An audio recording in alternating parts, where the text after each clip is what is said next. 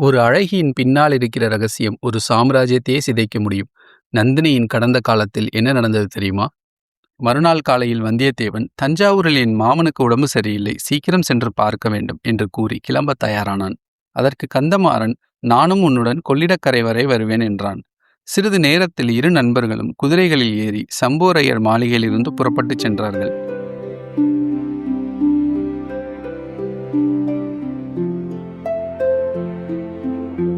பயணத்தின் போது வந்தியத்தேவன், கந்தமாறா, உன் தங்கை மணிமேகலையை நேற்று நன்றாக பார்க்கவே முடியவில்லை. அவள் முகத்தில் 8ல் 1 பங்குதான் தெரிந்தது என்று சிரித்தபடி கூறினான். உடனே கந்தமாறன் முகம் மாறி, நண்பா, என் தங்கையை மறந்துவிடு. அவளை பற்றி நீ பேசாதே. அவள் வேறொருவருக்கு மனம் முடிக்க நிச்சயிக்கப்பட்டு விட்டாள் என்றான். இதை கேட்ட வந்தியத்தேவன் அதிர்ச்சி அடைந்தான். யாருக்கு என்று கேட்டான். அதை இப்போது என்னால் சொல்ல முடியாது. பெரிய காரணம் இருக்கிறது. சமயம் வரும்போது நீயே தெரிந்து கொள்வாய் என்று கந்தமாறன் மர்மமாக பதிலளித்தான். வந்தியத்தேவன் மனதிற்குள், மணிமேகலை யாருக்கு கொடுக்க நிச்சயித்திருப்பார்கள்?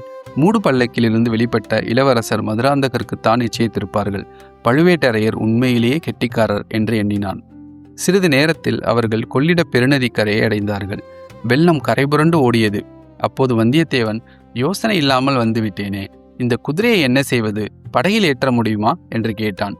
அதற்கு கந்தமாறன், கவலைப்படாதே நண்பா, நம்முடன் வந்த ஆட்களில் ஒருவன் உன் குதிரையை கடம்பூருக்கு கொண்டு செல்வான். இன்னொருவன் உன்னுடன் அக்கறைக்கு வந்து வேறு குதிரை ஏற்பாடு செய்வான் என்றான். பிறகு இரு நண்பர்களும் ஒருவரை தழுவிக்கொண்டு விடைபெற்றனர்.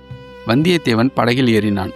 படகு புறப்பட தயாரான சமயத்தில் திடீரென்று தொலைவில் இருந்து, நிறுத்து, நிறுத்து, படகை நிறுத்து என்ற குரல் கேட்டது. வந்தியத்தேவன் திரும்பி பார்த்தவுடன் வருபவன் யார் என்று உடனே அறிந்து கொண்டான். அவன் ஆழ்வார்க்கடியான் நம்பிதான். கொஞ்சம் பொறுங்கள், அவரும் வரட்டும், படகில் நிறைய இடம் இருக்கிறது என்றான் வந்தியத்தேவன். ஏனெனில் நேற்றிரவு நடந்த மர்மமான நிகழ்ச்சிகளை பற்றி ஆழ்வார்க்கடியானிடமிருந்து பல விஷயங்களை தெரிந்து கொள்ள வேண்டும் என்ற ஆவல் அவனுக்கு இருந்தது.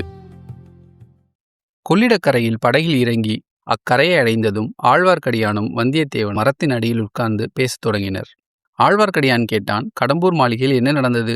யார் யார் வந்திருந்தார்கள்? வந்தியத்தேவன் சொன்னான், பல பெரியோர்கள் வந்திருந்தார்கள்.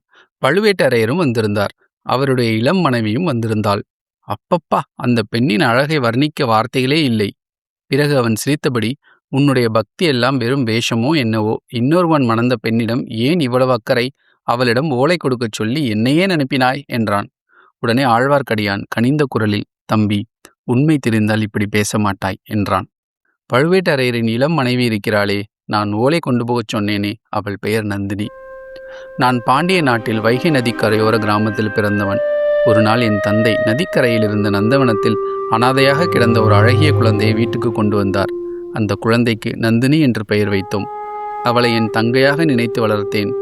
நந்தினி வளர வளர பெருமாளின் மீது அவளுக்கு இருந்த பக்தியும் அதிகரித்தது.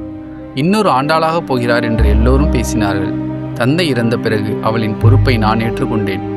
நாங்கள் இருவரும் ஊராக சென்று ஆழ்வார்களின் பாசுரங்களை பாடி வைணவத்தை பரப்பினோம். துளசி மாலை அணிந்து பக்தி பரவசத்துடன் பாடும் நந்தினியின் குரலில் மக்கள் மயங்கி போய்விடுவார்கள். அந்த நேரத்தில் பாண்டியர்களுக்கும் சோழர்களுக்கும் இறுதி போர் வெடித்தது. காயமடைந்த வீரபாண்டியன் ஒரு இரவு நந்தினியின் வீட்டில் மறைத்து வைக்கப்பட்டான். நந்தினி அவனை கவனித்துக் கொண்டிருந்தாள். ஆனால் சோழ படையுடன் வந்த ஆதித்ய கரிகாலன் வீரபாண்டியனை கண்டுபிடித்து கொன்றுவிட்டான். சிறிது நேரம் மௌனமாக இருந்த ஆழ்வார்க்கடியான் பின்னர் மெதுவாகச் சொன்னான், அதற்கு பிறகு நந்தினியின் அழகில் மயங்கி பழுவேட்டரையர் அவளை அழைத்துச் சென்றார். இதெல்லாம் 3 ஆண்டுகளுக்கு முன் நடந்தது. அதன் பிறகு இன்று வரை அவளை ஒருமுறை கூட நான் சந்திக்க முடியவில்லை.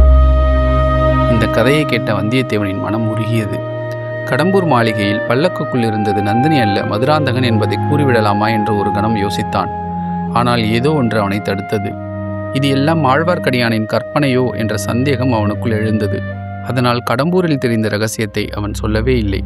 சிறிது நேரம் கழித்து வந்தியத்தேவன் கேட்டான், சுந்தர சோழரின் உடல்நிலை சரியில்லை என்று கேள்விப்படுகிறேன். அவருக்கு ஏதாவது நேர்ந்தால் அடுத்த பட்டத்துக்கு யார் வருவார் என்று உம்மால் சொல்ல முடியுமா? ஆழ்வார்க்கடியான் சிரித்தபடி, அதெல்லாம் எனக்கு எப்படி தெரியும் தம்பி? குடந்தை ஜோசியரை கேட்டால் சொல்லிவிடுவார். அவர் பெரிய கெட்டிக்காரர் என்றான்.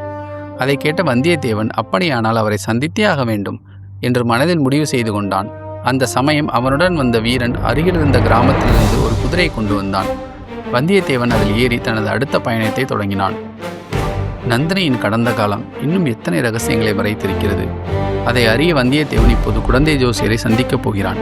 அடுத்த பகுதியில் என்ன நடந்தது?